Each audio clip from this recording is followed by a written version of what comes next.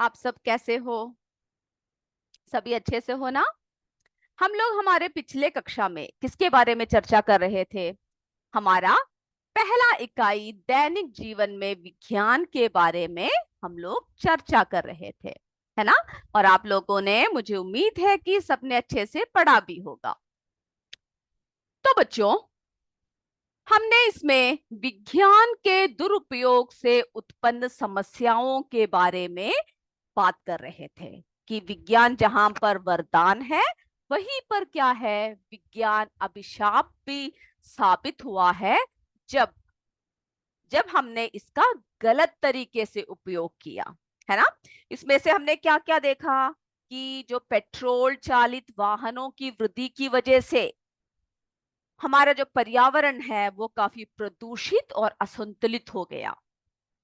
फिर हमने देखा कि रासायनिक उर्वरकों एवं कीटनाशकों का अधिक उपयोग से भूमि की उपजाऊपन नष्ट हो गई, नदियां प्रदूषित हो गई और भूजल के हम लोग जो बार बार यानी बुरी तरह से जो दोहन करते हैं, है ना, जिसको इसका इस्तेमाल करने से तालाब यानी सारे नदियां सब सूखने लगे।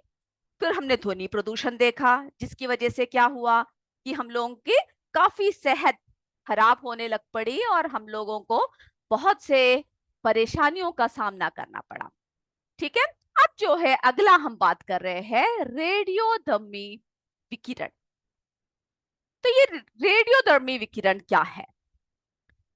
तो बच्चों, तो आप ऐसा कीजिएगा कि पॉइंट्स को सिर्फ लिख लीजिए, ठीक है? तो ये एक ठोस तरल या गैसीय पदार्थ है। ठीक है। कैसा पदार्थ है? कभी ये ठोस रूप में होता है, कभी गैसीय रूप में होता है और कभी जो है तरल रूप में होता है।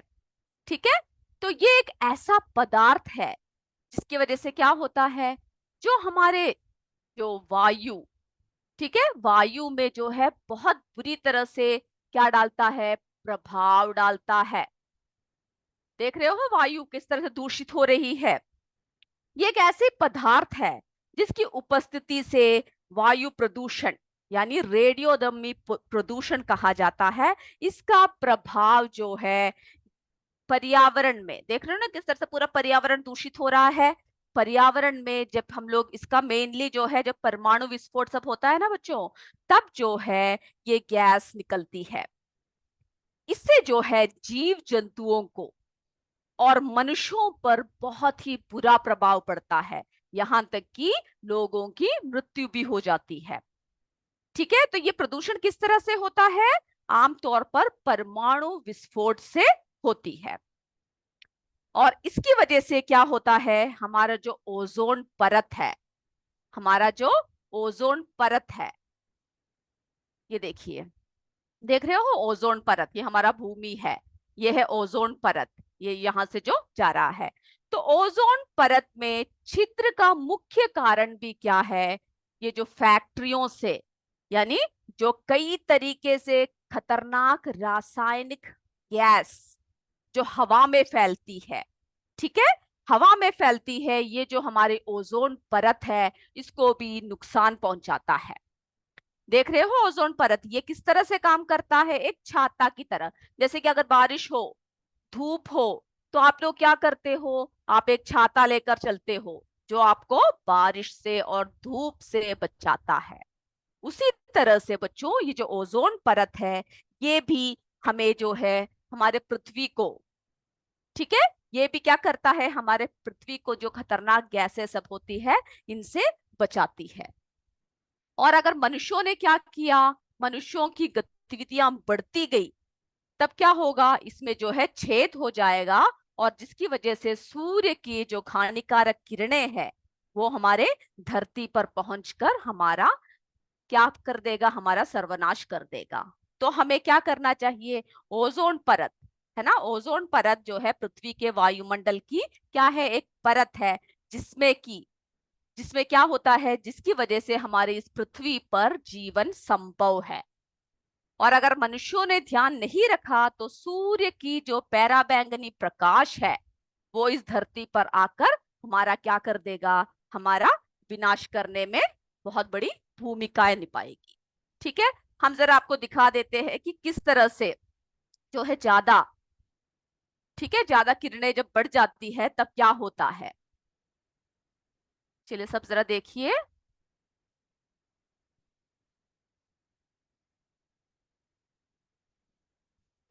ये देख रहे हो बच्चों, ये है हमारी पृथ्वी, ठीक है। ये क्या है? हमारी पृथ्वी है। अब आप सबको पता है कि सूरज जो है क्या है? रोशनी यानी ऊर्जा का, सूर्य ऊर्जा जो है हमारे लिए सबसे बड़ा स्रोत है, यानी पृथ्वी पर सबसे बड़ा ऊर्जा का स्रोत सूर्य है। तो देखते हैं हम लोग, और सूर्य की जो किरणें हैं ये जो है हमारी पृथ्वी पर, देख रहे हो, 8 मिनट और 20 सेकंड में क्या होता है? पहुंचता है। ठीक है, 8 मिनट और 20 मिनट, सॉरी, 8 मिनट और 20 सेकंड में पहुंचता है। ये जो पीले रंग का देख रहे हो आप, ये क्या है? ये जो है सूर्य प्रकाश, यानी दृश्य प्रकाश कहते हैं इसे। और ये जो लाल रंग का जो आ रहा है इसे हम इंफ्रारेड रेस कहते हैं, ठीक है, जिसको हम अवरक्त किरणें कहते हैं। अवरक्त किरणें या अवरक्त तरंगे कहते हैं। तो ये क्या करते हैं? ये जब हमारे भूमि पर, पृथ्वी पर आते हैं, ये हमें ऊष्मा प्रदान करती है। क्या प्रदान करती है? हमारे भूमि में ऊष्मा प्रदान करती है। और जब ये क्या होगा, जब हम लोग मनुष्य की गतिविधियों की वजह से बहुत सारे, जब ये रेस हमारे पृथ्वी पर आएगी तब क्या होगा? क्योंकि हमारे वायुमंडल में वैसे भी बहुत सारे गैसेस होते हैं, है ना, जिसको हम हरित गृह गैस कहते हैं, यानी बहुत सारे और अन्य गैस होते हैं, जैसे कि कार्बन डाइऑक्साइड, मीथाइन ऑक्साइड, सब जो है बहुत सारे गैस होते हैं। तो ये सब जो गैस क्या करते हैं? इन किरणों को अवशोषित कर लेती है, यानी एब्जॉर्ब कर लेते हैं, ठीक है, और इन्हें वापस लौटने नहीं देते। अगर पृथ्वी पर क्या होगा, इस हम लोगों की, मनुष्य की गतिविधियों की वजह से अगर इंफ्रारेड रेस की जो है विस्तार ज्यादा होगा, देख रहे हो, ज्यादा होगा, तब क्या होगा? ये वापस जा ही नहीं पाएगी, है ना, क्योंकि वायु प्रदूषण के कारण इन सबको क्या कर लेंगे? सबको खींचने से हमारी जो भूमि है, भूमि क्या हो जाएगा? बुरी तरह से प्रदूषित हो जाएगा, ठीक है। ये देख रहे हो ना, बुरी तरह से जो है, जब रेस जब बढ़ता है तब क्या होता है? हमारी पृथ्वी जो है इन सब गैसों को एब्जॉर्ब कर लेगी और हमारा भूमि का तापमान बढ़ जाएगा, जिसकी वजह से हमारी पृथ्वी क्या नहीं होगा? रहने योग्य नहीं रह जाएगा, ठीक है। तो ये आपने परीक्षण देखा ना कि किस तरह से जो है इंफ्रारेड रेस, यानी अवरक्त किरणें अगर ज्यादा भूमि पर या ज्यादा पृथ्वी पर आए तब क्या होगा? किस तरह से जो है इसकी गतिविधि ज्यादा बढ़ जाएगी, भूमि की गर्मी यानी पृथ्वी में गर्मी ज्यादा हो जाएगा और रहने योग्य नहीं रह जाएगा। तो हमें क्या करना चाहिए बच्चों?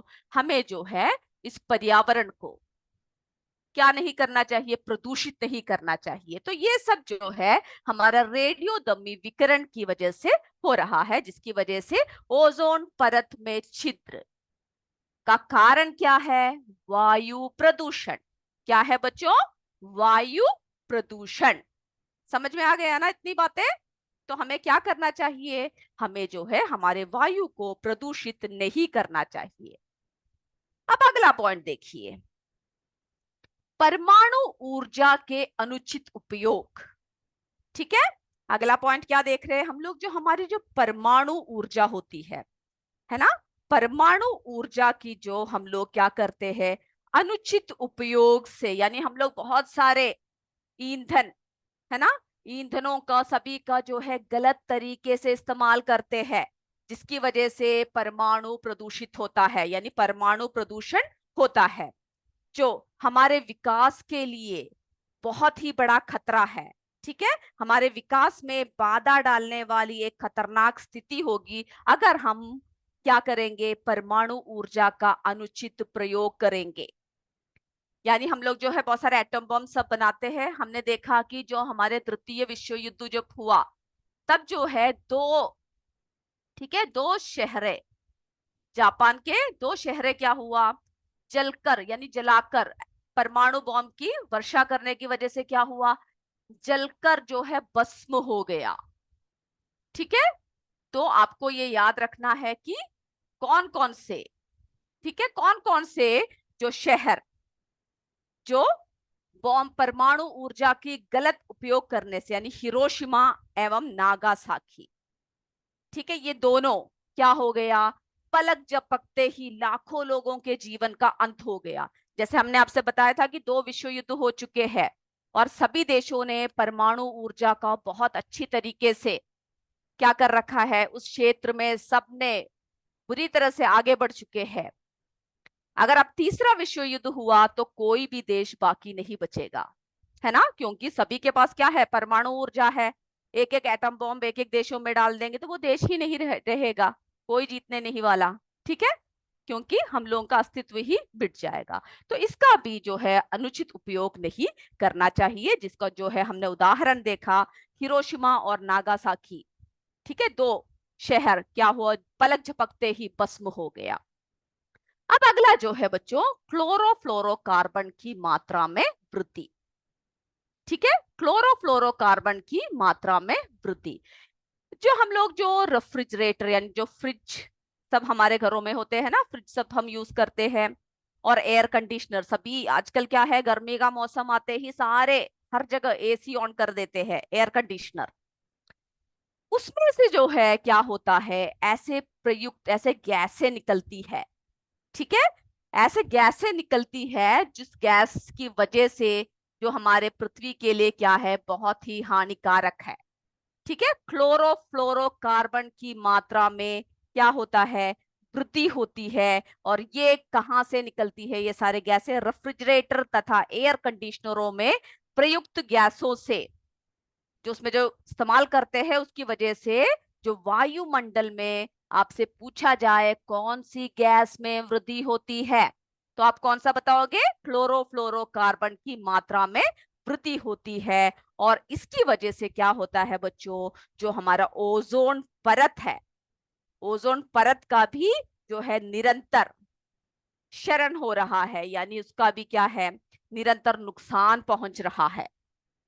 ठीक है, तो जो रेफ्रिजरेटर, एयर कंडीशनर जैसे आधुनिक उपकरणों में क्लोरोफ्लोरोकार्बन, ठीक है, का उपयोग होता है। और यह गैस ओजोन परत को सबसे ज्यादा क्षति पहुंचाता है, यानी नुकसान पहुंचाता है। इतनी बातें क्लियर हो गई ना बच्चों। अब जो है लास्ट देखिए, वाहनों का धुआं।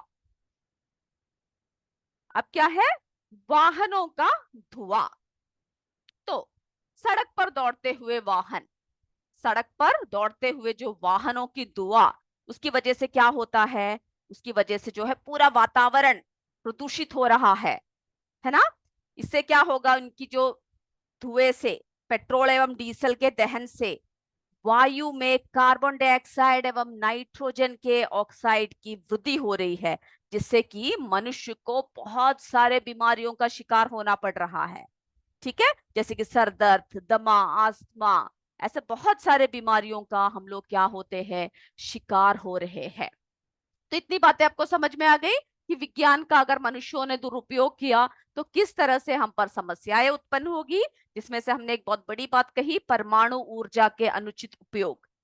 यानी जब दूसरा विश्व युद्ध जब हुआ था तो क्या किया, तो अमेरिका ने 6 अगस्त को हिरोशिमा और नागासाकी पर परमाणु बॉम्ब गिराए, जिससे कि पूरा शहर जलकर भस्म हो गया और लोगों की बेरहमी से मौत हो गई। ठीक है, तो हमें विज्ञान का सही सही इस्तेमाल ना करने पर इतिहास ने हमें बताया है कि किस तरह से मनुष्यों को बहुत सारे बहुत सारे बहुत सारे प्रॉब्लम्स यानी समस्याओं का हमें सामना करना पड़ा। ओके, तो आपसे कोई भी अगर विज्ञान के दुरुपयोग से उत्पन्न समस्याएं पूछे तो आप क्या कीजिएगा, उसको सही तरीके से लिख लीजिएगा। चलिए अब हम अपने अगले टॉपिक की तरफ चलते हैं। अब इसमें से अगर किसी को कोई बात समझ में नहीं आता है तो वो कमेंट बॉक्स में लिख सकता है, हम आपको दोबारा समझाएंगे। ठीक है, समझ में आ गया तो ओके, नहीं तो आप हमसे दोबारा पूछ सकते हैं। अब जो बच्चों हमने आपको बताया था वैज्ञानिक खोजे, है ना, हमने किसके बारे में बताया था आपको? वैज्ञानिक खोजे, वैज्ञानिक विधि के चरण सब हमने देखे ना, कि कौन कौन से चरणों से होता हुआ, है ना, वैज्ञानिक एक एक चीजों का, एक एक तत्वों का खोज करता है। तो वैज्ञानिक खोजे, इसमें जो है हम लोग क्या देखेंगे? वैज्ञानिक खोजों में हम लोग भारतीय एवं विदेशी वैज्ञानिकों के भूमिका देखेंगे। ओके, हम लोग जो है भारतीय एवं विदेशी वैज्ञानिकों की योगदान देखेंगे। तो मेरे बच्चों, हमारा जो विज्ञान, हमने आपसे कहा जैसे कि बहुत पहले के जमाने से ही, यानी पुराने युग से ही क्या किया है? मनुष्य ने एक एक खोज शुरू कर दिया है। ठीक है, ये अभी के आधुनिक मनुष्य ने ही एक एक खोज नहीं किया।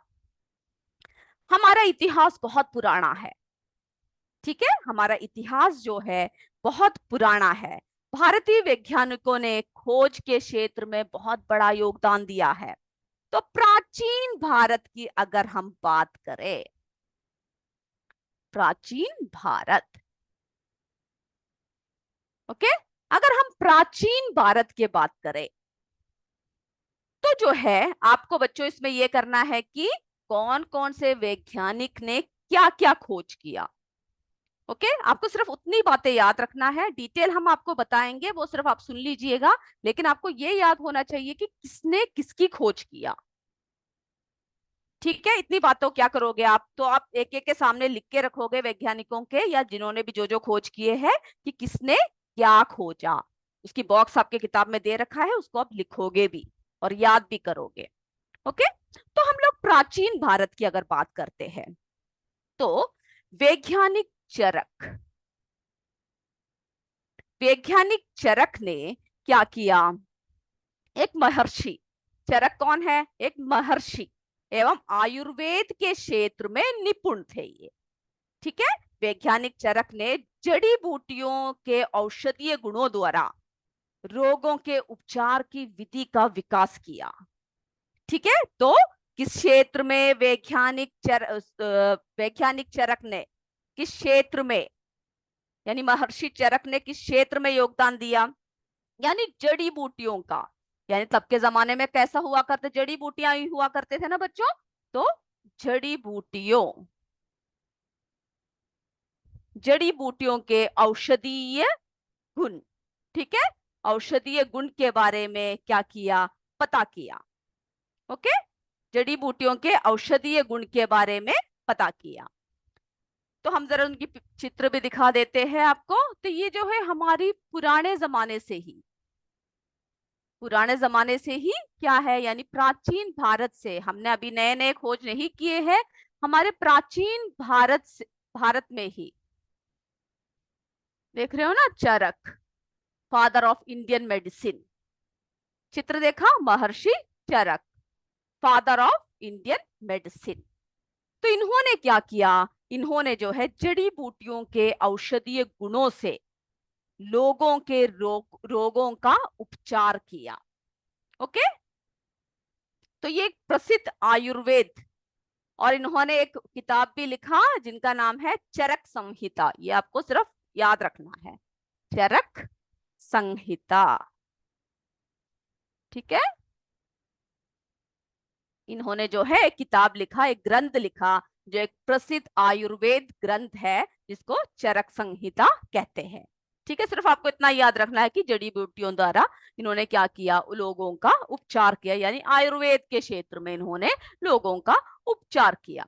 अब देखिए एक और दिखाते हैं, अगला प्राचीन भारत के, ये देख रहे हो, सुश्रुत, महर्षि सुश्रुत, प्लास्टिक सर्जरी के जन्मदाता। यानी इन्होंने कौन से क्षेत्र में भूमिका निभाई? Plastic surgery. ठीक है, यानी शल्य चिकित्सा। तो आप सोच रहे होंगे प्लास्टिक सर्जरी यानी जब हमारे कहीं भी घाव हो जाता है, या कहीं भी हमारी स्किन खराब हो जाता है, कोई भी प्रॉब्लम होती है, तो प्लास्टिक सर्जरी द्वारा आजकल क्या करते हैं? ठीक करते हैं। लेकिन आप सोचिए, सुश्रुत, सुश्रुत प्राचीन भारत के महान चिकित्सा शास्त्री थे। ठीक है, ये एक बहुत ही सर्जरी यानी शल्य चिकित्सक थे। ओके।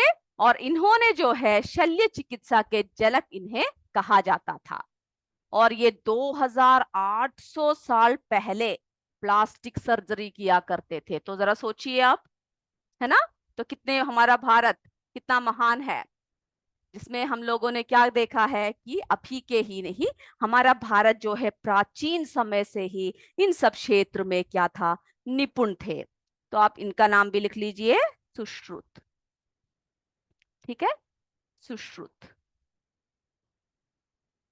कि किस क्षेत्र में थे, शल्य चिकित्सा।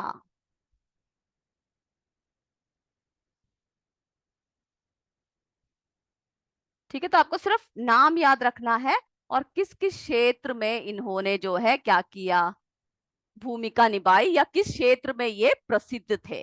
ये बात क्या करना है, आपको याद रखना है। अब जो है अगला, अगला हम बच्चों अभी जो है अगले की हम बात करेंगे अपनी अगले कक्षा में। अभी हम लोग क्या करते हैं, हमारा परीक्षा का समय हो रहा है। ठीक है, हम आपसे 10 मार्क्स के क्वेश्चंस पूछेंगे और आपको जो है उत्तर उसका सही सही देना है। अपने पेज में या नोटबुक में, जिसमें भी आपके टीचर्स आपसे बोल रहे हैं, आपको क्या करना है, उसमें वो लिखना है। तो सभी अपने पेज के साथ या नोटबुक के साथ तैयार हो जाइए परीक्षा के लिए। और परीक्षा लिखने के बाद आपको क्या करना है, आपको जो है क्या करना है, परीक्षा लिखने के बाद आपको अपने टीचर्स को वो पेपर देना है। ठीक है, तो सब तैयार रहिए। चलिए, पहला प्रश्न सबको दिख रहा है ना स्क्रीन? ओके, पहला प्रश्न,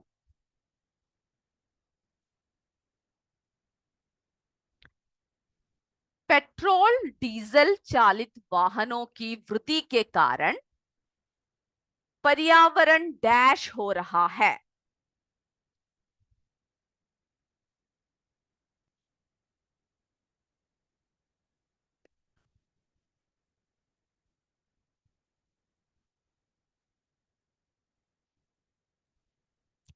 पहला, ए असंतुलित और प्रदूषित, असंतुलित और प्रदूषित। दूसरा, संतुलित और सुंदर, सी इसमें से कोई भी नहीं। तो लिखिए, पेट्रोल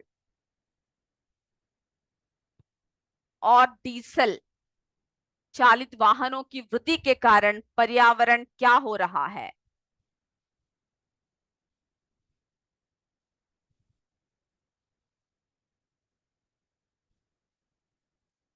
लिख लिया?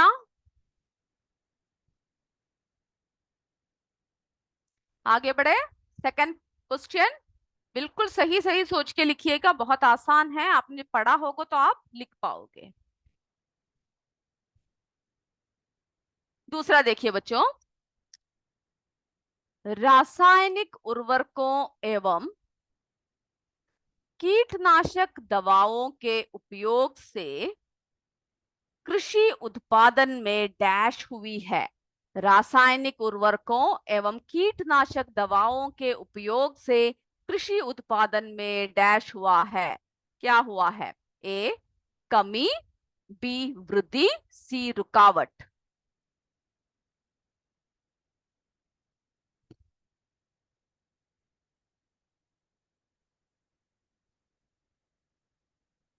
जल्दी जल्दी आंसर लिखिए, नंबर डालिए और क्या कीजिए, ए बी सी करके लिखना काफी है।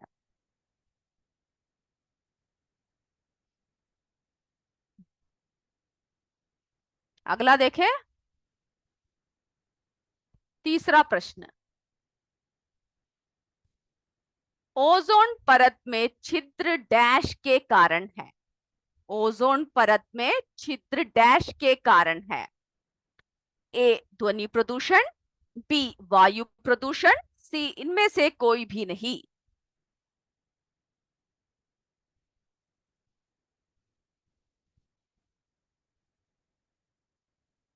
हो गया?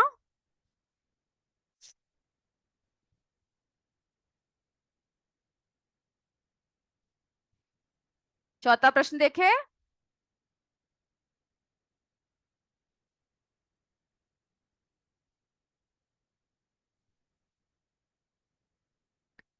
डैश के अनुचित प्रयोग से हिरोशिमा एवं नागासाकी में पलक झपकते ही लाखों लोगों के जीवन का अंत हो गया। किसके अनुचित उपयोग से? ये जो दो शहर है हिरोशिमा और नागासाकी में पलक झपकते ही लाखों लोगों के जीवन का अंत हो गया। ए गतिज ऊर्जा, बी स्थितिज ऊर्जा, सी परमाणु ऊर्जा। जल्दी से लिखिए।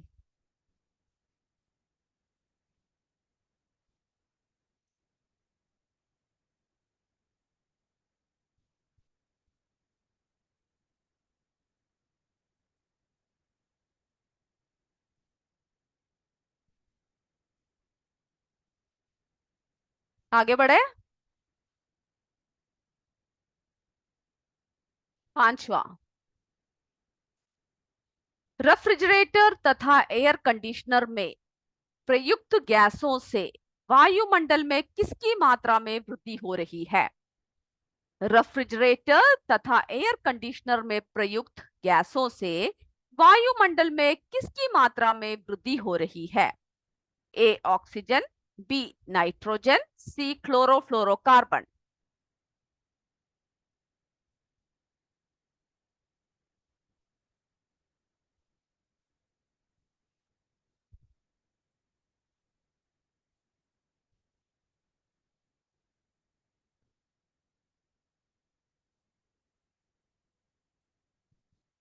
आगे बढ़े।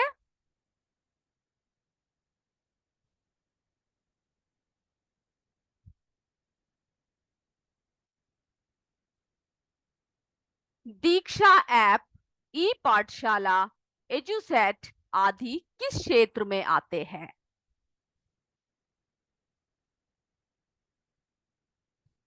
दीक्षा ऐप, ई पाठशाला, एजुसेट आदि किस क्षेत्र में आते हैं? ए चिकित्सा के, बी मनोरंजन के, सी शिक्षा के। जल्दी से उत्तर लिखिए।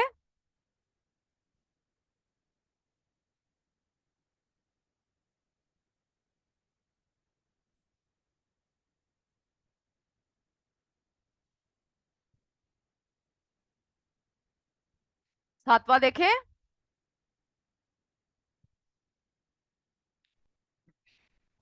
डैश के चूल्हे द्वारा खाना जल्दी और आसानी से पक जाता है?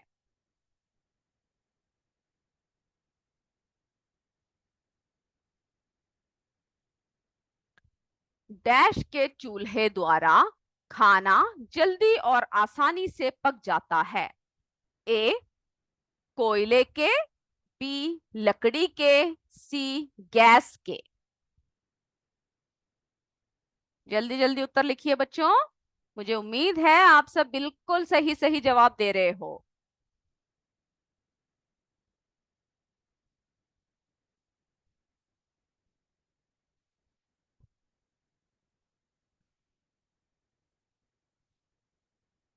अगला देखें। आठवां, telephone, mobile, email, computer. Telephone, mobile, email, computer आदि किसके किसके देन है? इतिहास की, भूगोल की, विज्ञान की। यानी जो टेलीफोन है, मोबाइल है, ईमेल, कंप्यूटर आदि किसके देन है? ए इतिहास की, बी भूगोल की, सी विज्ञान की।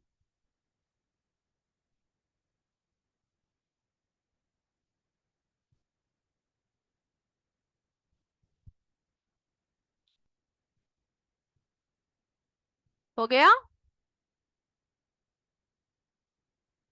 अगला,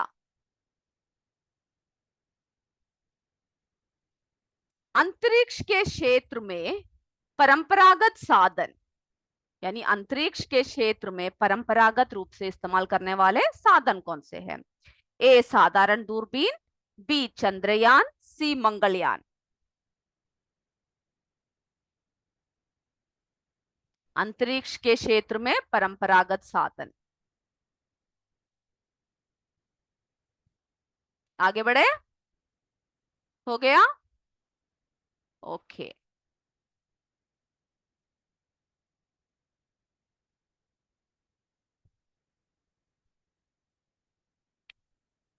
दसवां देखिए, मनोरंजन के क्षेत्र में विज्ञान की देन। मनोरंजन के क्षेत्र में विज्ञान की देन। मनोरंजन के क्षेत्र में विज्ञान की देन। ए नाटक, बी कठपुतली, सी टेलीविजन। ओके, तो इस तरह से क्वेश्चन 10 ए है, बी है, सी है, इस तरह से लिखना काफी है। अब हम लोग उत्तरों की तरफ चलते हैं। आप लोग जिनका नहीं हुआ है वो रोक दीजिएगा, अभी कोई भी उत्तर लिखेगा नहीं, ठीक है? सिर्फ बोलोगे और अपने अध्यापकों को अपने पेपर्स जो है आपको देना है। तो पहला प्रश्न, सब अनम्यूट कीजिए, प्लीज अनम्यूट। पेट्रोल डीजल चालित वाहनों की वृद्धि के कारण पर्यावरण डैश हो रहा है। Sir please unmute them. Yes ma'am. संतुलित और जोर से बोलो। असंतुलित। वेरी गुड, बिल्कुल सही बोला, असंतुलित और प्रदूषित। अगला बोलिए बच्चों, रासायनिक उर्वरकों एवं कीटनाशक दवाओं के उपयोग से क्या हुआ है कृषि में? कृषि के उत्पादन में क्या हुआ है? उन्होंने कमी बोला है, वो गलत है। बिल्कुल सही बोला, असंतुलित और प्रदूषित। क्या हुआ है? रासायनिक उर्वरकों एवं कीटनाशक दवाओं के उपयोग से कृषि उत्पादन में वृद्धि, बिल्कुल सही। जिन्होंने कमी बोला है वो गलत है, ठीक है? अगला देखते हैं, तीसरा, ओजोन परत में छिद्र के कारण है। वायु प्रदूषण। बिल्कुल सही, वायु प्रदूषण, करेक्ट आंसर। डैश के अनुचित उपयोग से हिरोशिमा एवं नागासाकी ही, किसके उपयोग से? हाँ, परमाणु ऊर्जा, बिल्कुल सही बोला। रेफ्रिजरेटर तथा एयर कंडीशनर में प्रयुक्त गैस, हाँ, क्लोरोफ्लोरो कार्बन। एक साथ जोर से बोलिएगा, ठीक है? शिक्षा ऐप, ई पाठशाला आदि किस क्षेत्र में आते हैं बच्चों? शिक्षा के। बिल्कुल सही, शिक्षा के। कई स्कूल जो है एक साथ बोल रहा है, बहुत अच्छा लग रहा है सुनकर। सातवां, डैश के चूल्हे में खाना बनाने से? गैस के। गैस के, बिल्कुल सही बोला। टेलीफोन, मोबाइल, ईमेल, कंप्यूटर किस क्षेत्र की देन है? हाँ, विज्ञान की, बिल्कुल सही जवाब। अंतरिक्ष के क्षेत्र में परंपरागत साधनों साधन कौन सा है? साधारण दूरबीन। हाँ, साधारण दूरबीन, बिल्कुल सही। मनोरंजन के क्षेत्र में विज्ञान की देन?